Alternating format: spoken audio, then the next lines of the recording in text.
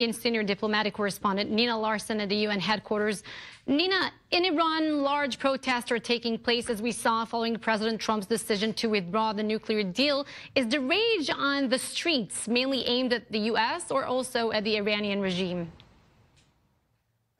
A bit of both, Tal, very definitely. People are very, very frustrated in Tehran at President Rouhani because people are very let down by the fact that the sanctions might be are coming back again from the United States, and the impact that this is going to have economically. These are not the first protests we've seen. Also in December and January, people again very frustrated about the economic situation, even when the deal was fully intact. For the past couple of years, the Iranian people haven't enjoyed the benefits that they thought they would, simply because other signatories that were investing in Iran was still a bit unsure and a bit hesitant about getting too involved with, for example, the Iranian banking system because of possibility of sanctions or the complications that come with sanctions. So it was just starting to work, and now it's back to square one. So you're seeing that kind of discontent on the street. So this is very difficult for Rouhani politically, domestically. Nina, turning to Syria, President Assad gave an interview to a Greek media outlet in which he had some interesting narrative as for what happened or did not happen in Duma, the suspected chemical weapons attack. That's right. President Assad was talking about all sorts of things in this interview. He even went as far as saying that he didn't think President Trump was entirely in charge of the United States. And he outright denied that Syria has any chemical weapons. Let's take a listen. We don't have any chemical arsenal since we gave it up in 2013. And the International Agency for Chemical Weapons made investigations about this, and it's clear or documented that we don't have. Second, even if we have it, we wouldn't use it for many different reasons. Well, a very typical performance there for the media from President Assad. He seems to be completely convinced, and his supporters would be. But I think, Tal, the rest of the world can see straight through this. It's fake news. What can I say? Lying through his teeth, Nina. And President Assad, he's able to maintain his power in Syria, and he continues to make advances in the civil war. A lot of it is thanks to Russia's support, of course, but now Russia seems to back off an expected supply of advanced missiles to the Syrian military. How do you interpret that, Nina? Well, the timing's very interesting, Tal. Netanyahu has just been in Moscow, and it looks like his lobbying efforts to ask Moscow not to supply the Syrian regime with this very sophisticated anti-missile technology. This is the S-300, and they're fired from trucks to take down missiles incoming. And until a couple of weeks ago, the Russians were saying that they were going to supply the regime this technology, especially just after those strikes by the United States and its allies. So this is a very interesting development. It's obvious that Netanyahu has been successful in asking Russia to just sort of step back from this situation a bit. Well, and this development will for sure make President Assad sweat a bit more than during this interview. Nina Larson of the UN, thank you. And for more on that, we're joined by J.J. Goldberg, editor-at-large of The Forward. J.J., thanks for coming here. Great to have you. Pleasure. We're seeing the protests taking place in Iran, and in the meantime, we're hearing about efforts by Russia, China, the European signatories of the deal to keep it going. Do you think that President Trump put the U.S. on the right side or the wrong side of history this week? As he likes to say, we'll have to wait and see, because going in and imposing sanctions by yourself will either force everybody else to come along because they want the U.S. market, or leave them to pursue the thaw on their own and isolate the United States. What's interesting is that, I think it was March 25th, about a month ago, there was a forum of former Israeli chiefs of staff, the heads of the military, the 4 of the 6 living ex-heads, and they all said it would be a mistake for America to break the agreement, that it's working, and that if America, the consensus among them was if America breaks the agreement, it will isolate itself, not Iran, and that Israel's most important strategic asset is the strength of the United States. They were worried about it. Now it's happened. Yeah, it's not only former heads of the IDF, it's also former heads of the Mossad, as well as former Prime Minister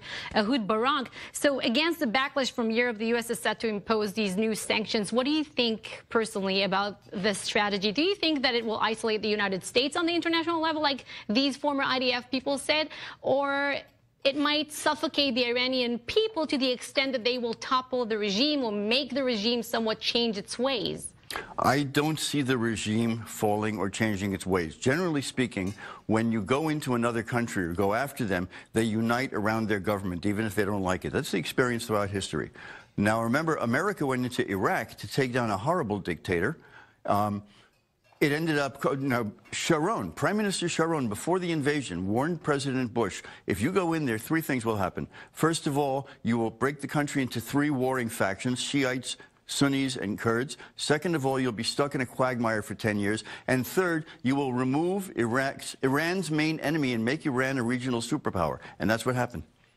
So we don't know what will happen unintentionally from bringing down the Iranian regime. The good thing is that without a military invasion, it's not likely. Well, to your point, do you think that now the people that we're seeing protesting in Iran, but not only them, do you think that it will go after the Ayatollahs or that will go after the moderate people, the reformists more, and place the blame on them because they promised prosperity, they promised the deal, and none of this happened? I would like to think that that's the thing that would happen, that they would go against the Ayatollahs and prop up the moderates. But the Ayatollahs have the guns.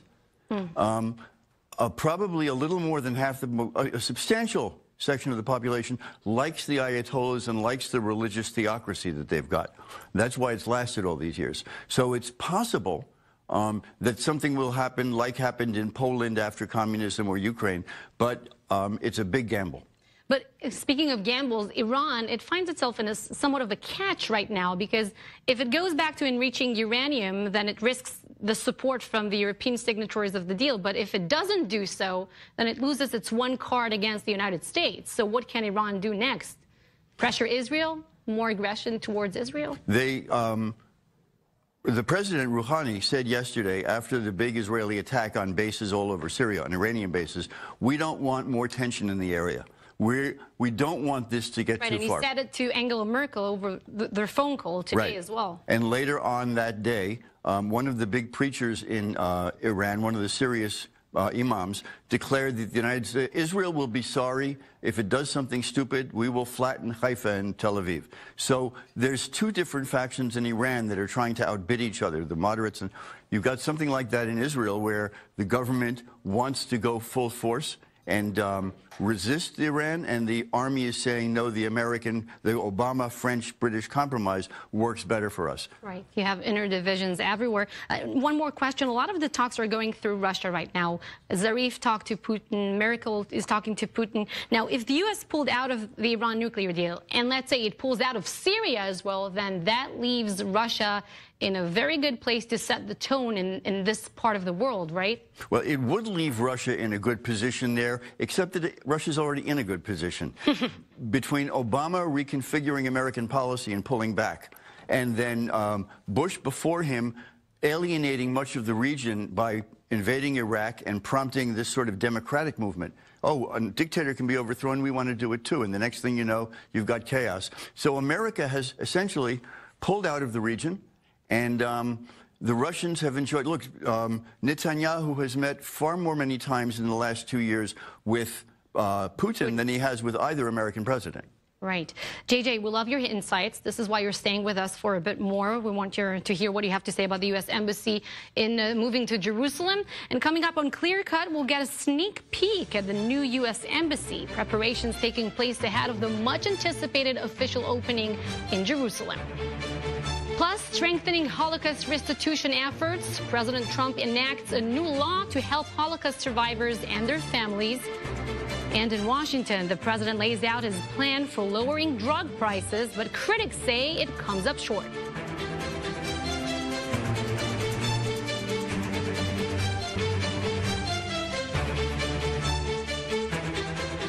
Welcome back. One Palestinian is dead and hundreds injured amid the seventh Friday filled with violent protests on the Israel-Gaza border.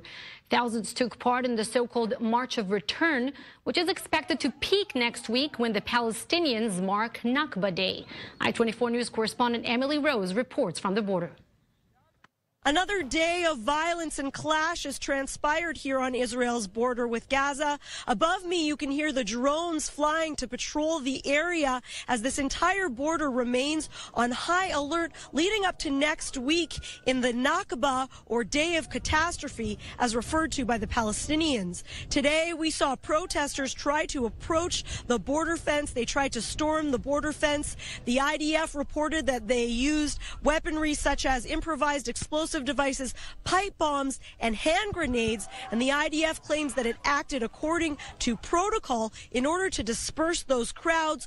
All of this will culminate and come to a crescendo next week in the so-called Nakba Day, or Day of Catastrophe, which also coincides with the controversial embassy move, the U.S. embassy transfer from Tel Aviv to Jerusalem, as Hamas leaders and Palestinian leaders call for fury, rage, and protests to come that day next week. And the violence is expected to continue and escalate. Emily Rose, Israel's border with Gaza, I-24 News. Those protests come just days before the U.S. is set to officially open its new embassy in Jerusalem. We're getting a glimpse of the new grounds as workers prepare for the official ceremony early next week. The temporary embassy will initially open inside the existing consulate building. A larger facility will be established when the rest of the embassy relocates from Tel Aviv. U.S. Ambassador to Israel David Friedman praised the president's move. As they say in the Passover Haggadah, L'Shana Haba Yerushalayim, this year, thanks to the U.S. administration, the courage, the vision of President Donald Trump, we can say L'Shana Hazot Yerushalayim, this year in Jerusalem. Although President Trump himself will not attend the embassy opening, he will reportedly deliver a video address. And we still have here on set J.J. Goldberg, editor-at-large of The Forward, to discuss it further. J.J., so the big moment will come in about 3 days from now. We're getting kind of a sense of what the festivities will look like. But what do you think will take place on the ground in the Gaza border in terms of violence? Well, there's going to be another riot.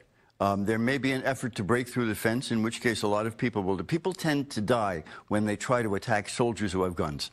The big worry is the West Bank, where you have a larger population. Up until now, it hasn't been in revolt the way it is in Gaza because the Palestinian Authority, the Fatah, is in control and is quasi-allied with Israel. Israel is worried that they won't have the will or the strength to hold back. It's leaning hard on Mahmoud Abbas and his people to keep things quiet on the West Bank on the anniversary. You think he might do on the contrary, Mahmoud Abbas, since maybe he needs the attention right now, since he's becoming so irrelevant? Well, he needs to survive more than he needs attention. He needs Israel on his side. So it's the big question is whether he can control his troops. And speaking of the Gaza border, both Israel and Hamas, Yahya Sinwar, they said that they're not interested in further escalation of the kind that might lead to another round of war, right? Right. They generally say that, and all too often they get into a war anyway. The war in the summer of 2014, which was the worst one yet, happened by accident. It was a series of misinterpretations by each side of what the other side was trying to get away with. That could happen here, but the will not to let it happen, the fear on both sides. Remember, the political leadership of Hamas in Gaza is not aligned with Iran. It's not aligned with themselves. They're speaking in two voices. The military wing is pro-Iran, and the political wing is pro-Qatar, and the Sunnis and the West, in a sense.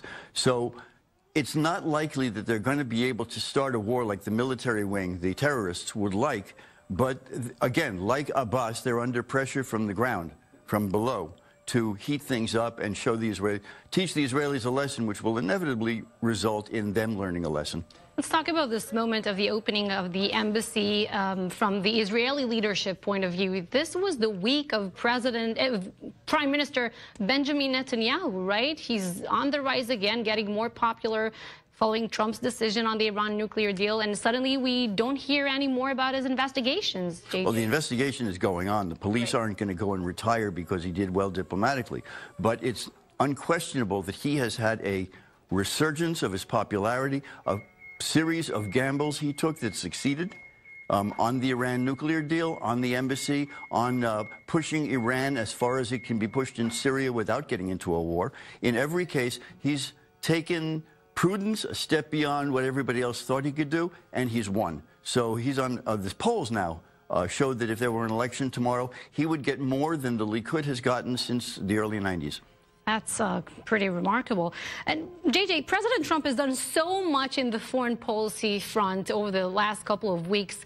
Where's the peace plan for the Israeli-Palestinian conflict? Why aren't we hearing about this? Will we pretty soon, in your opinion? Nobody really knows. Nobody's sure what's in it. Nobody knows when it's going to be rolled out. They had thought that they could roll it out by this time. A lot of it is unrealistic. They're trying to police. Remember, Trump allied himself with a wing of the Jewish community, with some fairly pro-settler figures, including his ambassador in Jerusalem, who really don't want to allow a Palestinian state or give in to anything to the other side. And you can't get an agreement if you don't give the other side anything. So Trump himself and his White House are torn, as everybody else is, between two factions. Right. Nobody's speaking in one voice. J.J. Goldberg, thank you very much. It was a pleasure to have you here. Thank you, Tal. Pleasure to be here. We will have live coverage all day, ceremonies from Jerusalem on Monday when the United States opens its embassy in Jerusalem. You can also follow all the events right here on I-24 News, also on our website throughout the day. Holocaust survivors and their families are now getting a boost in support from the U.S. President Trump has signed a new law intended to help victims reclaim property in Europe that's rightfully theirs. Our international affairs correspondent Bianca Zanini explains.